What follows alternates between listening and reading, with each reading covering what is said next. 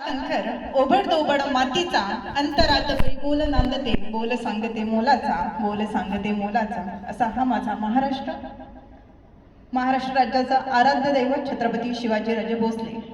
ज्या मायमाऊलीमुळे इथली स्त्री शिकली, पुरुषांच्या खांद्याला खांदा लावून प्रत्येक क्षेत्रात आपला ठसा उमटवू लागली, ती विद्येची खरी शिक्षण देवता माता सावित्रीबाई फुले, क्रांतीसूर्य राष्ट्रपिता महात्मा ज्योतिराव फुले, आरक्षणाचे जनक राजर्षी शाहू महाराज, विश्वरत्न भारतरत्न डॉक्टर बाबासाहेब आंबेडकर, संत तुकाराम महाराज, संत ज्ञानेश्वर महाराज, संत जनाई, संत मुक्ताई, महाराष्ट्रातले सर्वात शेवटचे संत आणि खरे संत दिवसभर झाडूच्या माध्यमातून गावातील घाण स्वच्छ करून रात्री कीर्तनाच्या माध्यमातून इथल्या बहुजनांच्या डोक्यातील घाण स्वच्छ करण्याचं काम ज्यांनी केलं ते थोर संत राष्ट्रसंत गाडगेबाबा, राष्ट्रसंत तुळोजी महाराज.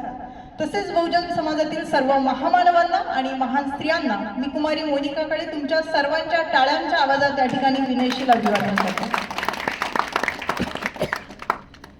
विचारपीठावरील आजच्या कार्यक्रमाच्या अध्यक्ष सन्माननीय डोकणे मॅडम, ज्यांनी अतिशय महिला दिनाचा सुंदर इतिहास सांगितला, त्या सन्माननीय निशा खानविलकर मॅडम, नीता डुबे मॅडम, आणि कुठलाही कार्यक्रम म्हटला की सूत्रसंचालनाची जोड त्याला अतिशय महत्त्वाची असते. या कार्यक्रमाचं अतिशय सुंदर सूत्रसंचालन करणाऱ्या सन्माननीय सानिका मॅडम आणि उपस्थित आपण सर्व.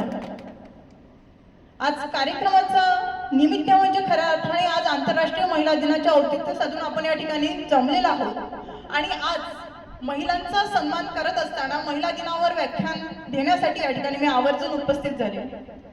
आज जेव्हा आम्ही 21व्या शतकात वळत असतो, महिलांची स्थिती बघतो, 19व्या शतकातला आमच्या क्रांतिज्योती सावित्रीबाई फुलेंचा संघर्ष बघतो, 350 वर्षापूर्वीचं मासाहेब जिजाऊंना आम्ही अभ्यासतो, तेव्हा आम्हाला दिसून येतं की प्रत्येक टप्प्यात ही स्त्रीने प्रगती केली दिसते. याहीपेक्षाचा आधीचा काळ जेव्हा आम्ही बघतो की संत परंपरेत सुद्धा आमच्या महिला संतांना अतिशय मानाने सन्मानाने त्या ठिकाणी वागणूक दिल्या गेली. संत साहित्यामध्ये जनाबाईंना बोलण्याचा अधिकार दिला गेला. मग एवढी सगळी आम्हाला वैचारिक संपदा आहे, आम्हाला इतिहासाची जोड आहे, आज आमच्या हातात लेखणी आहे, आमच्या हातात आज माईक आहे, आम्हाला आज कायद्याचं संरक्षण आहे. मग एवढं सगळं असताना सुद्धा जेव्हा आम्ही रोज वृत्तपत्र वाचत असतो तेव्हा आमच्या माता भगिनींवरील अन्याय आणि अत्याचार वाढताना आम्हाला दिसतात. मग यामागची नेमकी भूमिका काय? यासाठी आमची महिला कुठेतरी कमी पडते किंवा आम्हाला जे अधिकार आहेत त्या अधिकारांची माहिती तुमच्या आमच्यापर्यंत पोहोचत नाही.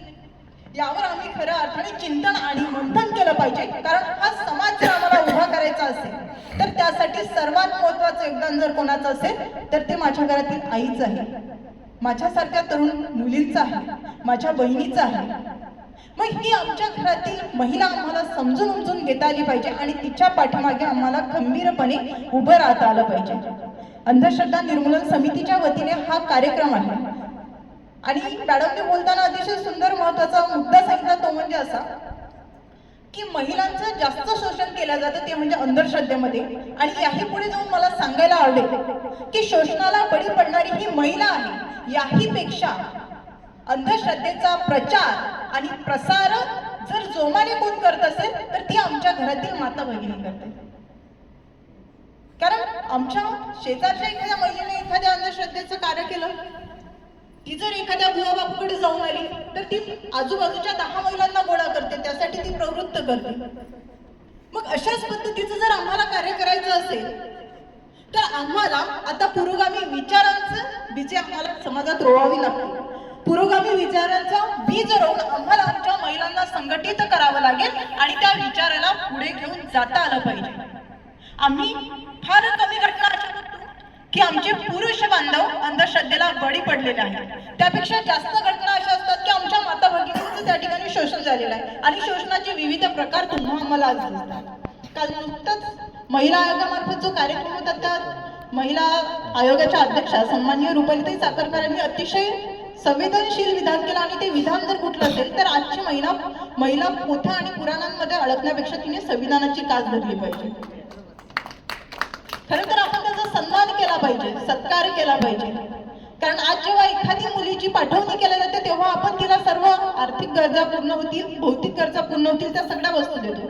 पण जेव्हा तिच्या अस्तित्वावर बोट ठेवलं जातं त्यासाठी आपण तिला तिच्या अधिकाराची जाणीव व्हायला पाहिजे. म्हणून आपण तिच्या हातात संविधान देणं आज काळाची गरज आहे. मग आम्हाला या सगळ्या अंधश्रद्धेला विरोध करणारी 400 वर्षापूर्वीची मासाहेब जिजाऊ अभ्यासावी लागेल. आज जेव्हा आम्ही असं म्हणतो की पुणे तिथे काय होते, तर याचं सर्व श्रेय जर कोणाला जात असेल तर ते फुले दाम्पत्याला जातं, मासाहेब जिजाऊंना जातं. कारण पुणे मावळचा जो प्रांत होता 1300 एकर जमीन त्या काळात मासाहेब जिजाऊंनी स्वतः विकत घेतली, ती जमीन नांगरली. कारण एवढा मोठा सुपीक जो प्रदेश होता तो प्रदेश कुणीही नांगरायचं धाडस करत नव्हतं. त्याला कारण काय होतं, कारण मोगलांची दहशत होती, जो कोणी इथली माती नांगरेल कसे त्याच्या वंशाचा नायनाट झाल्याशिवाय राहणार नाही. मग 400 वर्षापूर्वी आमची मासाहेब जिजाऊ स्वतः शिवबाराजांना सोबत घेऊन जाते, सोन्याचा नांगर तयार करून घेते आणि ती जमीन कसण्याचं काम करते. शिवबाराजांनी एकदाची नापुत्रिक झाली तरी चालेल, पण इथली प्रजा सुखी झाली पाहिजे, इथला शेतकरी सुखावला गेला पाहिजे, हा विचार 400 वर्षापूर्वी पुरोगामी विचारांची कास धरणारी मासाहेब जिजाऊ आहे. सतीप्रथेला विरोध करणारी मासाहेब जिजाऊ आहे, शिक्षणाचा पुरस्कार करणारी मासाहेब जिजाऊ आहे, राजकारणात घरातल्या महिलांनी सुनेनी स्वतः पुढाकार घ्यावा यासाठी न्यायदानाच्या कार्यात सोबतीला बसवणारी मासाहेब जिजाऊ आहे. या पुढचा काळ जेव्हा आम्ही बघतो तेव्हा आम्हाला मासाहेब क्रांतिज्योती सावित्रीबाई फुले दिसून येतात. ज्याप्रमाणे राष्ट्रपिता महात्मा ज्योतिराव फुलेंनी स्वतःच्या पत्नीला साक्षर केलं आणि इथल्या महिला वर्गाला ज्ञानरूपी दूध पाजण्याचं काम केलं. पण मला एक प्रश्न असा पडला की जेव्हा क्रांतिसूर्य ज्योतिराव फुले घरात पुस्तक वाचत होते तेव्हा त्यांना बघून मासाहेब जिजाऊंच्या मनात जर अभ्यासाची शिक्षणाची आवड निर्माण झाली नसती आणि मासाहेबांनी त्यांना प्रश्न केला नसता की तात्यासाहेब मला सुद्धा तुमच्यासारखं लिहिता वाचता येईल का, तर कदाचित क्रांतिसूर्य महात्मा ज्योतिराव फुलेंच्या मनात स्त्री शिक्षणाची बीजे रोवल्या गेली नसती. मग हे काम सुद्धा आमच्या क्रांतिज्योती सावित्रीबाई फुलेंनी केल्याचं आम्हाला दिसून येतं. कारण तात्यासाहेबांना प्रश्न पडला की आज एका बहुजन समाजातील मुलगा शिकतो आहे म्हणून सनातनांचा एवढा रोष मला सहन करावा लागतो, पण या काळात जर माझ्या घरातील माझी स्वतःची पत्नी शिक्षणासाठी घराच्या बाहेर पडली तर केवढा मोठा रोष सहन करावा लागेल. पण अशा परिस्थितीत सुद्धा तात्यासाहेबांनी निर्णय घेतला, सर्वप्रथम क्रांतिज्योती सावित्रीबाई फुलेंना शिकवलं आणि आमच्या समस्त स्त्री जातीचं कल्याण करण्याचं काम त्या ठिकाणी केलं. ही क्रांतिज्योती सावित्रीबाई फुले समजून घेताना आज आमच्या मुली कुठेतरी कमी पडताना दिसत आहेत. कारण जेव्हा 3 जानेवारीचा कार्यक्रम असतो, सावित्री उत्सवाच्या निमित्ताने आपण वर्षाची सुरुवात करत असतो, मग जेव्हा आपण आपल्या एखाद्या मैत्रिणीला त्यांच्या जीवनाविषयी एखादा प्रश्न जर विचारला तर तेव्हा त्यांना माहिती नसते. कारण आम्ही आमचे महामानव फक्त आणि फक्त जयंती आणि स्मृतिदिनापुरते मर्यादित केलेले आहे. मग आम्हाला याही पुढची वाटचाल करावी लागेल. आमच्या समाजामध्ये आमच्या महिला संतांचा, महान स्त्रियांचा विचारांचा वसा रुजवावा लागेल. तेव्हा कुठेतरी आमची मस्तकं आम्हाला कुठे चुकवावा लागतील याचं भान येईल. कारण 21व्या शतकामध्ये आज महिलांवर अन्याय होतात, अत्याचार होतात, दिवसेंदिवस हा आकडा वाढत चाललेला आहे. कारण काय तर आम्हाला प्रत्येक वेळी आमच्या घरात सांगितलं जातं की मुलगा आणि मुली यात भेदभाव केला जातो. जर कुठेतरी आम्हाला चुकीच्या विरोधात आम्ही बोलण्याचं धाडस केलं तर आमचे वडील आम्हाला लगेच सांगतात की समाजामध्ये बदनामी होईल, समाज काय म्हणेल, 4 लोक काय म्हणतील या विचाराने नेहमी तुम्हा आम्हाला आमची तोंड बंद करण्याचं काम केलं जातं. मग जी प्रकरणं उघडकीस येतात, आज बघतो आपण की अनेक प्रकारचे अन्याय आणि अत्याचार होत असताना जेव्हा सोशल मीडियावर ते उघडपणे दाखवले जातात त्याचेच फक्त आपण आकडेवारी मोजतो आणि ही जी संख्या आहे ही दिवसेंदिवस तुम्हा आम्हाला वाढताना दिसत आहे. मग जी प्रकरणं असे काही असतात की जे फक्त आणि फक्त आम्ही सहन करत असतो, ज्याची कुठेही वाच्यता केला जात नाही, ज्याच्यावर कुठेही आम्ही तोंड उघडत नाही, ती प्रकरणं बंद करण्याचं काम जागीच केलं जातं. आमच्या घरातून, आमच्या कुटुंबातून, आमच्या समाजाची भीती दाखवून आम्हाला आमची तोंड बंद करण्याचं काम केलं जातं. मग हा जर आकडा आम्ही काढला तर हा किती मोठा प्रकार आमच्या समोर येईल की आजही आमची महिला सुरक्षित नाही. आजही जेव्हा आम्हाला संविधानाचं रक्षण आहे, कवच कुंडल जर तुमचं आमचं सर्वात मोठं कोणतं असेल तर ते संविधान आहे. कारण व्याख्यानाच्या निमित्ताने फिरत असताना मी प्रत्येक वेळी सांगत असते की या देशातला सर्वात मोठा ग्रंथ कोणता असेल तर तो म्हणजे संविधान आहे.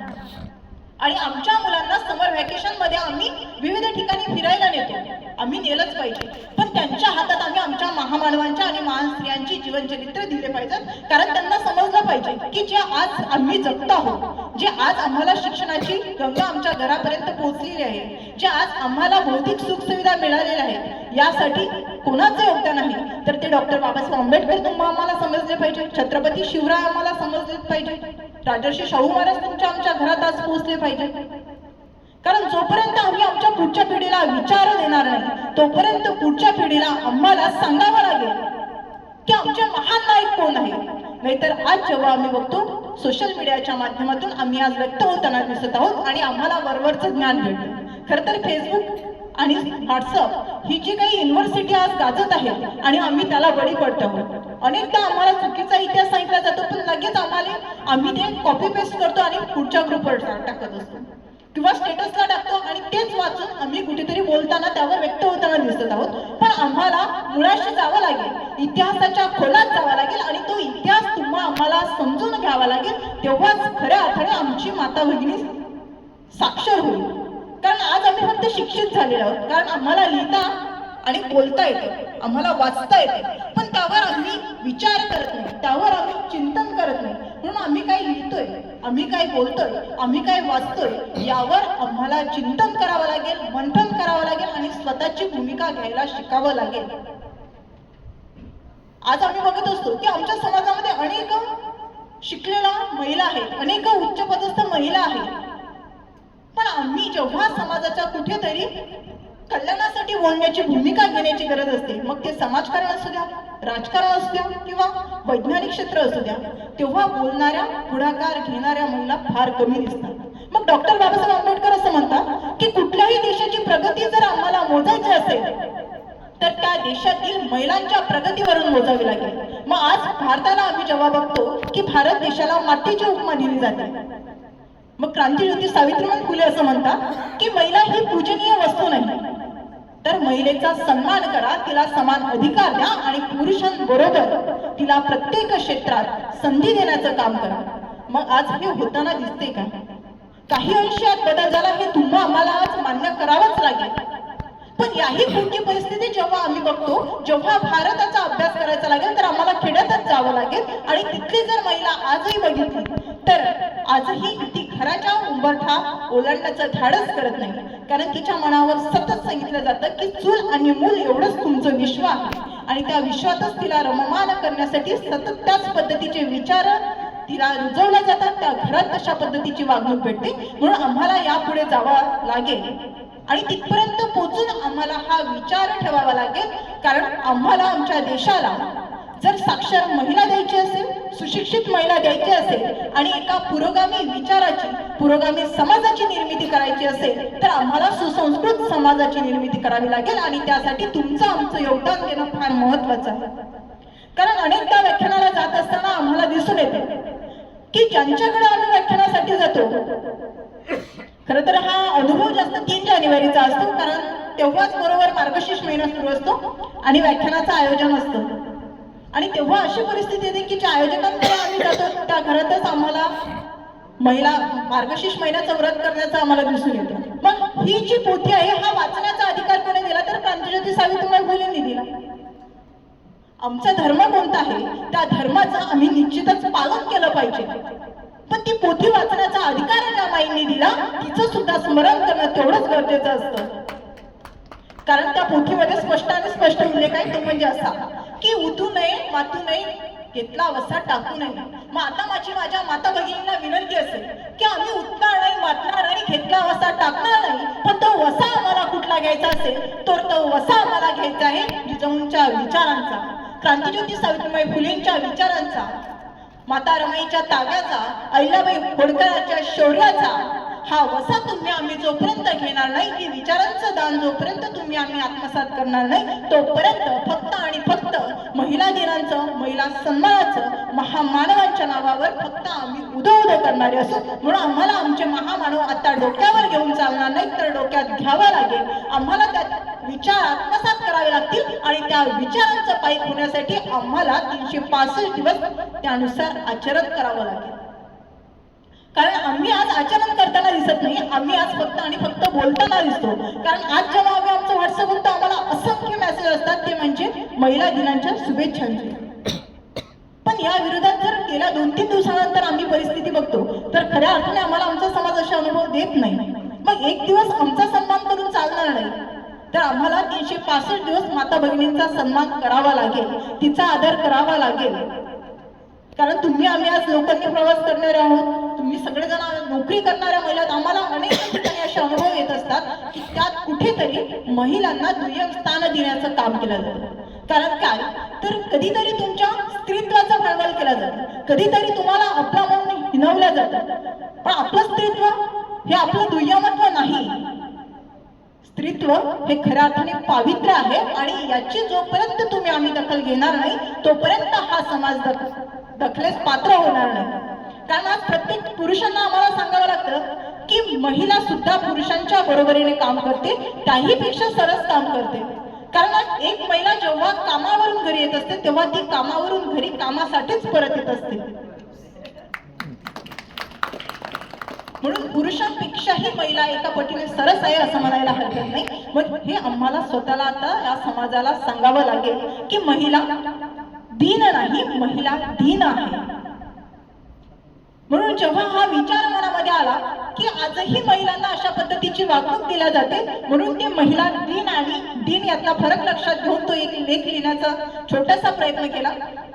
कारण आज जेव्हा सामाजिक वातावरण बघतो, जेव्हा राजकीय वातावरण बघतो किंवा धार्मिक वातावरण जेव्हा आम्ही बघतो, तेव्हा आजही आमच्या माता भगिनी कुठेही कमी असताना आम्हाला दिसत नाही. पण प्रत्येक वेळी तिला महिला म्हणून कुठेतरी ती कमी लेखण्याचा प्रयत्न केला जातो, तिच्या विचारांना कुठेतरी कमी लेखण्याचा प्रयत्न केला जातो. किंवा आज समाज एखादी महिला जर धाडसाने बोलत असेल तर तिचा हनन करण्याचा प्रयत्न करत असतो आणि ते हनन जर कोणत्या माध्यमातून होत असेल, आज जर माझ्यासारखी एखादी तरुणी एखाद्या भुवाबाळूंच्या विरोधात जर बोलली आणि त्यांचे भक्त जर या कार्यक्रमात उपस्थित असले तर इथे उभं राहून ते माझा निषेध करणार नाही, ते इथे उभं राहून माझ्यावर दगडदंड मारू शकणार नाही. मग ते काय करतील तर सोशल मीडियाच्या माझ्या अकाउंटवर जाऊन तर त्या ठिकाणी चुकीच्या पद्धतीने कमेंट्स देते.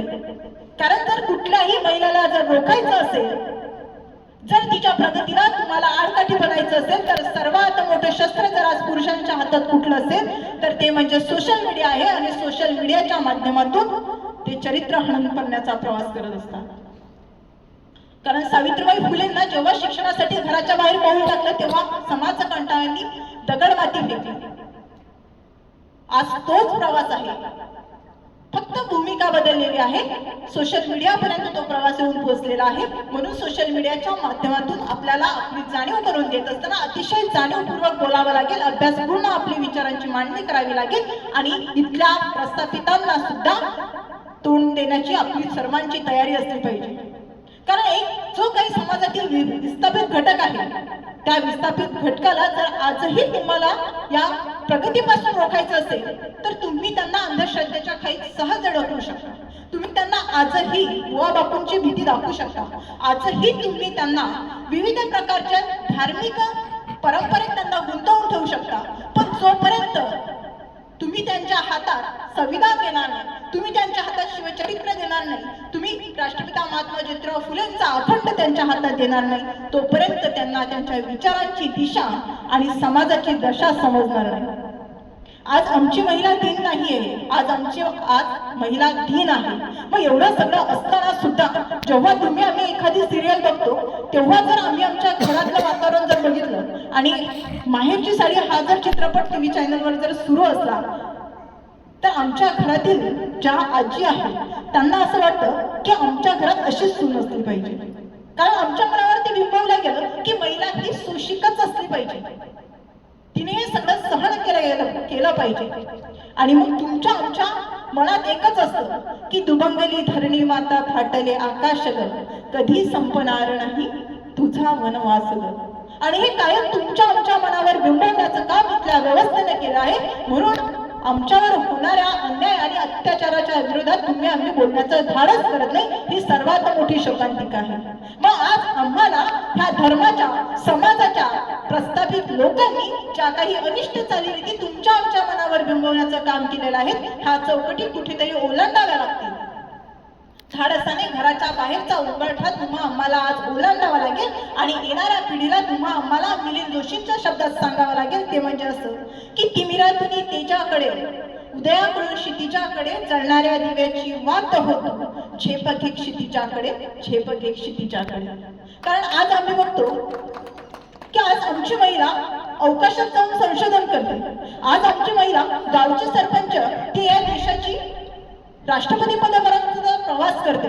एवढंच नव्हे तर गेल्या 20 ते 25 दिवसाआधी आम्ही अवघ्या महाराष्ट्राने नव्हे तर भारताने जो प्रसंग बघितलेला आहे तो प्रसंग म्हणजे असा की एक महिला मनामध्ये पेन असताना सुद्धा हातामध्ये पेन घेऊन उपमुख्यमंत्री पदाची शपथ घेण्याचं धाडस जर करत असेल तर याचं सर्व श्रेय कुणाला जातं तर ते क्रांतिज्योती सावित्रीबाई फुलेंना जातं.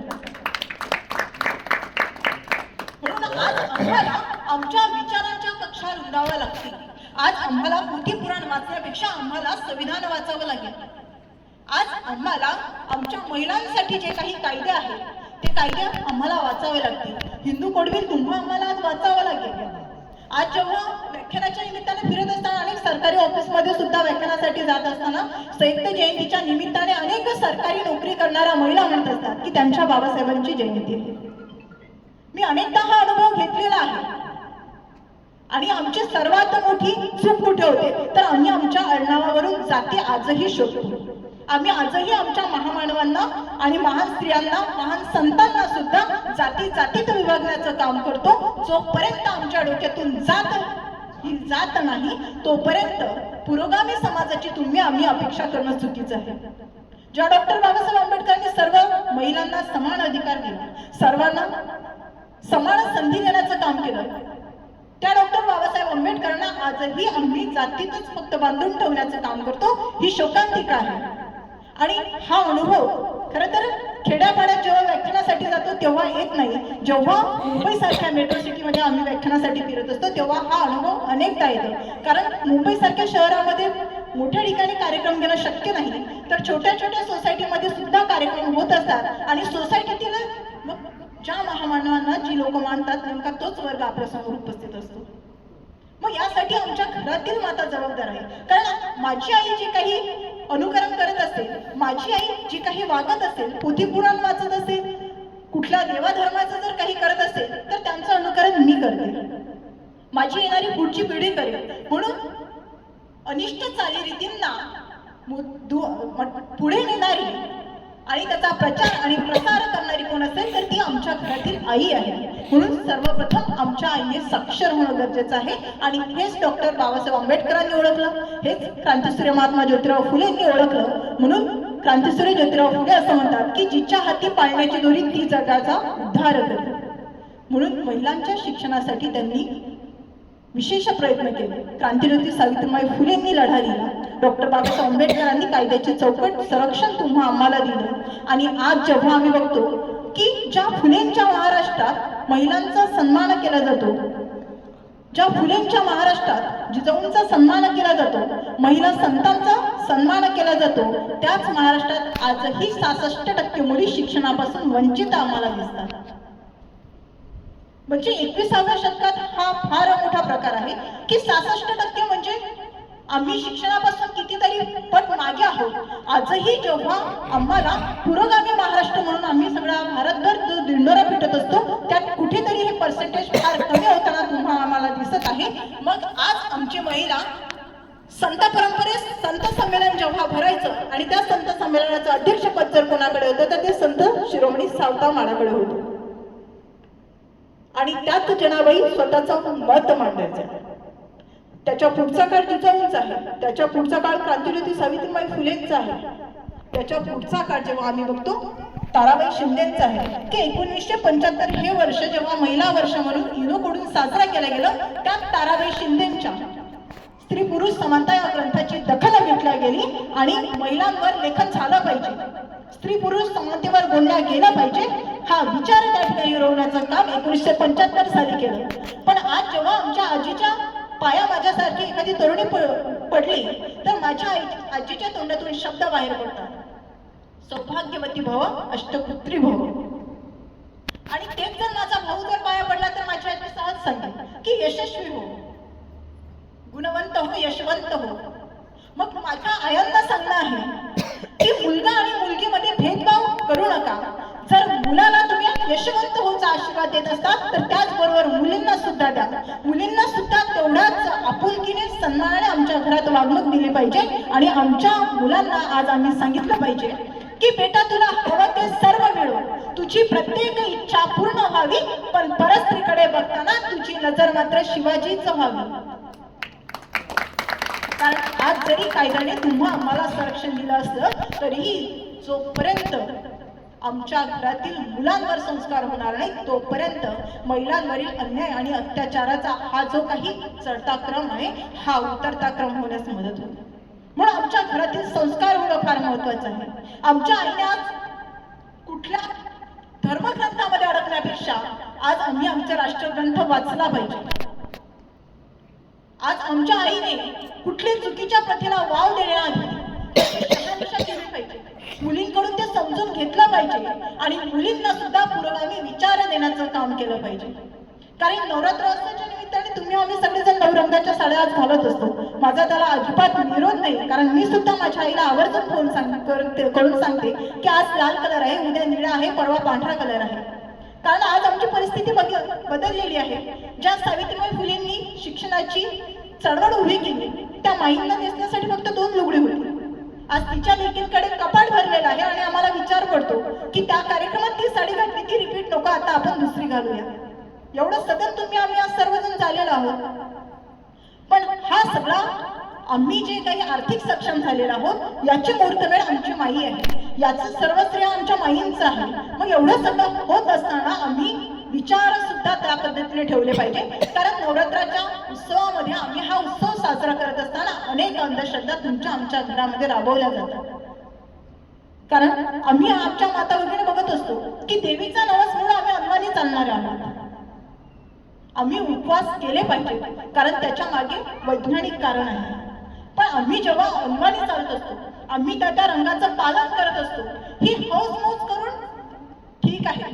पण आम्ही जर त्याला एखाद्या धर्माचं लेबल लावत असो, आम्ही जर एखाद्या नवसाचं लेबल लावत असो तर हे पूर्णतः चुकीच आहे. म्हणून याची सुद्धा शहानिशा माझ्यासारख्या तरुणींनी आज करणं गरजेचं आहे. कारण आम्ही प्रत्येक सण उत्सव आज अतिशय आनंदाने, उत्साहाने आणि हौशीने साजरा करणारे तुम्ही आम्ही सर्वजण आहोत. आज सर्वांची आर्थिक परिस्थिती सुद्धा बदललेली आहे. प्रत्येक सणाचं सुद्धा माध्यम बदललेलं आहे. प्रत्येक सणाची संस्कृती सुद्धा तुम्ही आम्ही बदललेली आहे. कारण प्रत्येक सणामध्ये मागे वैज्ञानिक कारण असताना सुद्धा आज 21व्या शतकामध्ये जगत असताना आम्ही प्रत्येक सणाला वेगळे कलाटणी दिलेली आहे, वेगळं रूप दिलेलं आहे. मग एवढं सगळं होत असताना आम्ही इतिहासाच्या मुळापर्यंत गेलं पाहिजे आणि त्या प्रत्येक सणामागचा इतिहास सुद्धा तुम्ही आम्ही आज वाचला पाहिजे. मासाहेब जिजाऊंनी जर खऱ्या अर्थाने त्या काळात सतीप्रथेला विरोध केला नसता, शिक्षणाला वाव दिला नसता, तर कदाचित शंभूराजांनी महिलांचा सन्मान केला नसता. कारण स्त्री सखी राज्ञी जयते असं म्हणणारे आम्हाला छत्रपती संभाजीराजे दिसून येतात. ज्या महिलेने फक्त एक शिवा नाही तर एक शिवा आणि दुसरा छावा सुद्धा घडवला, ती माता भगिनी आम्हाला समजली पाहिजे. आम्ही त्या विदर्भातून येतो ज्या विदर्भामध्ये मासाहेब जिजाऊ घडला, त्या विदर्भामध्ये 450 वर्षापूर्वी महिलांच्या जन्माचं स्वागत केलं गेलं. आम्ही त्या विदर्भातून येतो ज्या ठिकाणी स्त्री पुरुष समानतेचे लेखन करणारी ताराबाई शिंदे घडल्या. मग हा विचार पुढच्या पिढीला पुरोगामी विचारांची कास देत असताना विचार हा रुजवताना, कारण आज आम्हाला विचार रुजवावा लागेल. आम्ही जे काही बोलू ते समाज हिताचं बोललं गेलं पाहिजे. जी काही उगवेल ते निश्चितच समाज हिताचं उगवलं गेलं पाहिजे. म्हणजे आज जरी हा विचार छोटासा असला तरी येणाऱ्या 10-15 वर्षामध्ये या विचारांचं वटवृक्ष झालं पाहिजे आणि त्या दिशेने तुमची आमची आज वाटचाल असलं पाहिजे. आज आम्ही बघत असतो की महिलांवर होणारे अन्याय ते शारीरिक असतील, आर्थिक असतील, मानसिक असतील. एवढंच नव्हे तर आम्ही आमच्या जवळच असणारा जेव्हा बदलापूर बघतो, अनेक शारीरिक अत्याचाराच्या मुळे बदलापूर हे सध्याच्या परिस्थितीत गाजलेला असताना सुद्धा मला या ठिकाणी सांगताना अतिशय दुःख होतं की एवढं मोठं बदलापूर शहर आहे, ज्याला मुंबई जवळ आहे, जिथे शिक्षणाची गंगा आहे, जिथे सर्व साक्षर लोक राहत आहेत, जिथे आर्थिक सक्षम लोक राहत आहेत, अशा परिस्थितीत सुद्धा जर बदलापूरमध्ये आज काय घडत आहे तर महिलांच्या स्त्रीविधांची तस्करी केली जाते.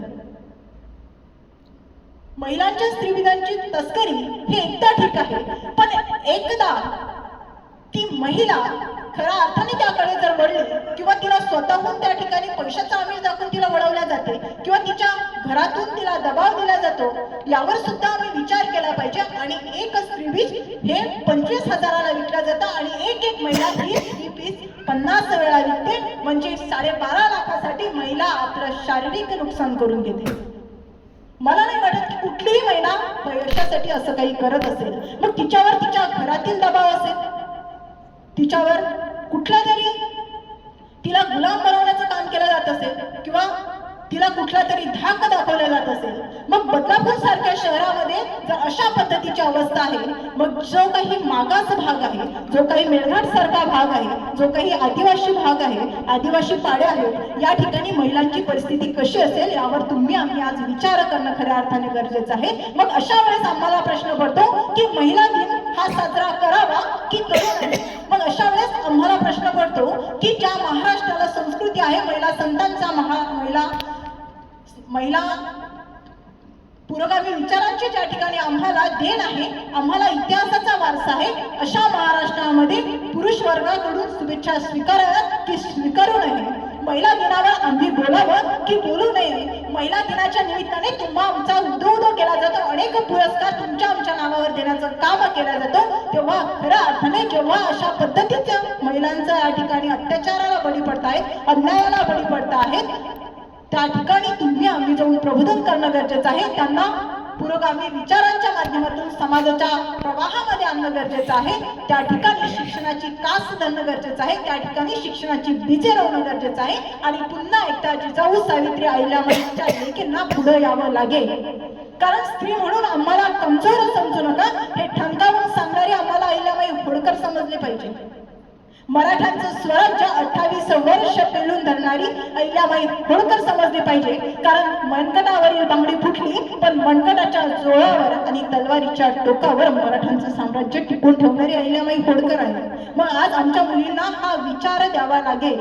आज आम्ही शिकलो, सवरलो, आर्थिक सक्षम झालो आणि आमच्या अपेक्षा कुठल्या असतील तर 4 चाकी गाडी असली पाहिजे, स्वतःचा फ्लॅट असला पाहिजे, आमच्या घरात सगळे भौतिक साधनं असली पाहिजे. पण आम्ही समाजाच्या विकासासाठी लढतोय काय? आम्ही समाजाच्या हितासाठी लढतोय काय? समाजाचा जो काही वंचित घटक आहे, जो आजही मुख्य प्रवाहात येऊ पाहत नाही किंवा गरीब आणि श्रीमंत यातच अडकून पडलेला आहे, यांच्यासाठी आम्ही झटतोय काय? हा सुद्धा विचार जिजाऊ सावित्रीच्या लेकींनी करणं ही काळाची गरज आहे. कारण जोपर्यंत आम्ही आदिवासी पाड्यावर जाणार नाही, जोपर्यंत जी काही दलित वस्ती असतील, ज्या ठिकाणी विचारांची कमकुवतपणा आहे, ज्या ठिकाणी आर्थिक कमकुवतपणा आहे, त्या ठिकाणी आम्ही गेलं पाहिजे. त्यांना आम्ही प्रोत्साहित केलं पाहिजे. त्यांना आम्ही शासनाच्या ज्या काही योजना आहेत त्यांच्यापर्यंत पोहोचून केल्या पाहिजे. आणि या सर्वात मोठं कारण जर कोणतं असेल आणि हे सगळं करण्यासाठी जर आम्हाला काय करावं लागेल, तर त्या घरातील महिलांना आम्हाला प्रबोधन शिबिरामध्ये घेऊन यावं लागेल. आम्हाला त्यांना सांगावं लागेल की जो काही विचार या ठिकाणी तुमच्या मनावर रुजवला गेला, जी काही अंधश्रद्धा तुमच्या मनामध्ये आजपर्यंत रुजवल्या गेली, जो काही धाक तुम्हाला दाखवला गेला, जी काही वैचारिक गुलामगिरी तुमच्यापर्यंत पोहोचवली गेली, त्यातून तुम्हाला आज घराच्या बाहेर पडावं लागेल. नाहीतर आजही आमच्या माता भगिनी चूल आणि मूल एवढं स्वतःचं अस्तित्व मानून घरातील पुरुषांचा उदो करून आजही आमच्या घराची अस्मिता, आमच्या माहेरची अस्मिता, आमच्या सासरची अस्मिता एक महिला टिकून ठेवण्याचं काम करत असते. आणि याच विचारसरणीमध्ये तिला डांबवलं जाईल, याच विचारसरणीचा धाक दाऊ समाज काय म्हणेल, 4 लोक काय म्हणतील म्हणून तिचा आवाज दाबण्याचं काम जर केलं जात असेल, तर त्या ठिकाणी कदाचित उद्या येणारा समाज सुद्धा तसाच घडेल. आणि वर्षानुवर्षे जे काही समाजकंटकांनी काम केलेलं आहे सावित्रीबाई फुलेंना त्रास देण्याचं, तोच समाजकंटक येणाऱ्या पुढच्या पिढीमध्ये नवीन प्रकारची मनस्मृती रुजवण्यासाठी त्या ठिकाणी धडपड करेल. आणि आज जे काही आम्ही आमच्या आजूबाजूचं वातावरण बघत असतो, त्या ठिकाणी हेच आम्हाला सांगितलं जातं, नवीन मनुस्मृती जन्माला घालण्यासाठी आज प्रयत्न होत आहेत. आणि त्या ठिकाणी आपण आमच्या विचारांची पुस्तकं त्या ठिकाणी लिहिली पाहिजे, विचारांची वाणी त्या ठिकाणी आम्ही रुजवली पाहिजे, विचारांचं प्रबोधन त्या ठिकाणी रुजवलं पाहिजे, प्रबोधनाचा विचार देण्याचं काम केलं पाहिजे. आणि प्रबोधन जर करायचं असेल तर आम्हाला 5-10 महिलांपासून सुद्धा करता येते. कारण आज जर आम्ही आमचा कार्यक्रम बघितला तर कार्यक्रमाला गर्दी नाही, पण कार्यक्रमाला उपस्थित असणारा प्रत्येक व्यक्ती हा विचारांचा दर्दी आहे. म्हणून आम्हाला दर्दी माणसांची गरज आहे. आज आम्हाला समाज जोडण्यासाठी, समाजाच्या विकासासाठी झटणाऱ्या वैचारिक माणसांची गरज आहे. आजही बघतो की जेव्हा टीव्हीवर न्यूज येते की ऑपरेशन सिंदूरचं नेतृत्व हे आमच्या महिला भगिनींनी केलं.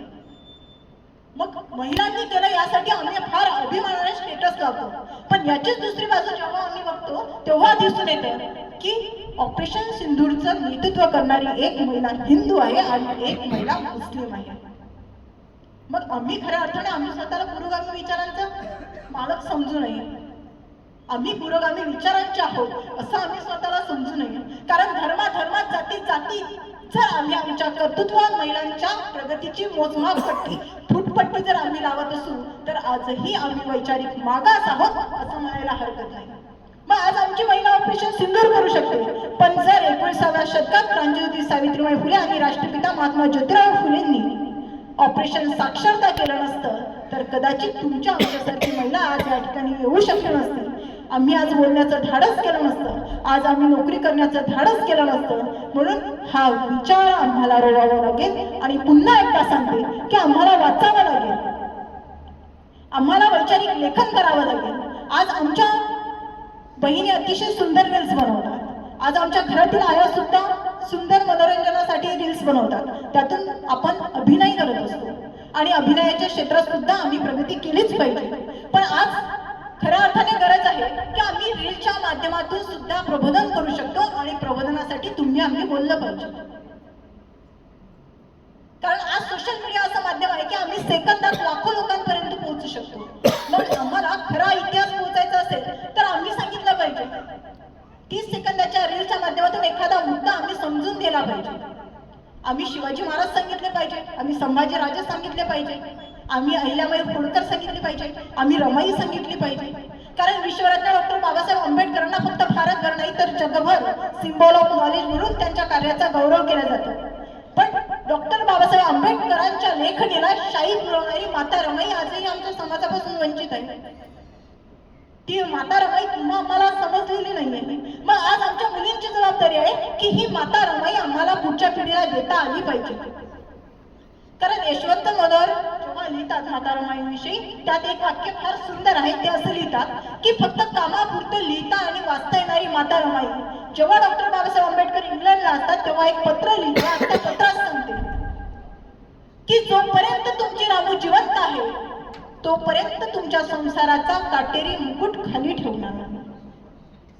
मग ही काटेरी मुकुट आम्हाला आज आमच्या डोक्यावर घ्यावा लागेल. आणि तो काटेरी मुकुट कुठला असेल तर जो काही समाज आज विचारांपासून कोसो दूर आहे, ज्या काही लहान लहान मुली शिक्षणाच्या प्रवाहापासून कोसो दूर आहेत, आज जो काही विशिष्ट एक समाज आहे जो आजही अंधश्रद्धेच्या गर्तेत अडकलेला आहे, त्या समाजाला जागृत करण्याचं आत्मभान तुमच्या आणि माझ्यामध्ये आलं पाहिजे. आणि त्यासाठी आम्ही पोटतिडकीने प्रयत्न केले पाहिजे, पोटतिडकीने आम्ही त्यावर बोललं पाहिजे, तिथपर्यंत आम्ही पोहोचलं पाहिजे. आणि त्यासाठी आम्ही रीलचा छान उपयोग करू शकतो. कारण प्रत्येक जण आम्ही एखाद्या ग्रुपवर मेसेज टाईप करून टाकला तर वाचणार नाही, पण आम्ही तोच एखादा छोटासा व्हिडिओ बनवून टाकला तर तो निश्चितच आम्ही बघू. कारण आज आम्ही 5-10 मिनिटासाठी मोबाईल हातात घेत असतो आणि रील्स बघता बघता कधी आमचा तास निघून जातो हे आम्हाला सुद्धा कळत नाही. म्हणून आज आम्हाला सोशल मीडियाचा वापर करायचा असेल तर तो प्रबोधनासाठी केला गेला पाहिजे. आम्हाला आमच्या विचारांच्या कक्षा रुंदावण्यासाठी केला गेला पाहिजे. आणि आम्हाला पुढच्या पिढीला देण्यासाठी जर काय असेल तर तुमच्या आमच्या वागण्यामध्ये समानता असली पाहिजे. तुमच्या आमच्या वागण्यामध्ये प्रत्येक धर्माचा जातीचा सन्मान करण्याचं धाडस असलं पाहिजे. कारण भारत हा धर्मनिरपेक्ष देश आहे, आम्ही संविधानामध्ये वाचत असतो. मग हा देश जरी धर्मनिरपेक्ष असला तर प्रत्येकाला प्रत्येक धर्माचं आचरण करण्याचा अधिकार आहे. आणि हा अधिकार आम्हाला संविधानाच्या माध्यमातून देण्याचं काम डॉक्टर बाबासाहेब आंबेडकरांनी केलं. पण 19व्या शतकात सावित्रीबाई फुलेंच्या शाळेत शिकणारी मुक्ता साळवे तेव्हा पत्र लिहिते आणि विचारते की मी कुठल्या धर्माची आहे, माझा धर्म कोणता आहे, तो धर्म वाचण्याचा अधिकार मला मिळावा, यासाठी अर्थ हाक देणारी मुक्ता साळवे आम्हाला दिसून येते. मग आजही आम्ही धर्माच्या नावाखाली जे काही चुकीचं आचरण करतो, ज्या काही चुकीच्या पद्धती आत्मसात करण्याचा प्रयत्न करतो, जे काही चुकीचे घटना घडत आहेत त्याचा आम्ही आमच्या घरापर्यंत घेऊन येतो, हे कुठेतरी थांबणं गरजेचं आहे. त्यासाठी तुम्ही आम्ही सर्वांनी प्रयत्न करणं गरजेचं आहे. म्हणून आम्हाला सुसंस्कृत आणि सृजनशील समाजाची निर्मिती करत असताना तळागाळातील महिलांना सुद्धा सोबत घेऊन चालावं लागेल आणि आम्हाला महिला म्हणून महिलांचा सन्मान करत असताना एकमेकींना प्रोत्साहित करावं लागेल. कारण अनेकदा आम्ही बघून येतो की असं म्हटलं जातं की एका घरामध्ये 10 पुरुष सहज राहू शकतात पण 10 महिला नाही. तर आम्हाला एकमेकींचा आदर करावा लागेल, एकमेकींचं कौतुक करावं लागेल, एकमेकींची तारीफ करावी लागेल. पण याच्या विरोधात आमच्या मनात एकमेकींविषयी तिरस्कार असतो, एकमेकींविषयी द्वेष असतो. कारण जर एखाद्या ठिकाणी किंवा एखाद्या कार्यालयात एखाद्या महिलेचा कौतुक केला गेला, सन्मान केला गेला, तर दुसरी तिला सपोर्ट करत नाही, तर तिचाच का सन्मान झाला, तिचाच का कौतुक झालं, यावर विचार करणारे तुम्ही आम्ही आहोत. आमच्या शेजारची एखादी महिला जर पुढे जात असेल, प्रगतीच्या वाटेवर असेल, राजकारण समाजकारणात जर ती तिचा एक वेगळी छाप निर्माण करण्याचं काम करत असेल, तर आम्ही तिच्या मागे जात नाही, आम्ही तिच्या पावलावर पाऊल टाकण्याचा प्रयत्न करत नाही. पण ती महिला मागे कसं येईल यासाठी आपण ताकदीने प्रयत्न करणाऱ्या महिलाच आहोत.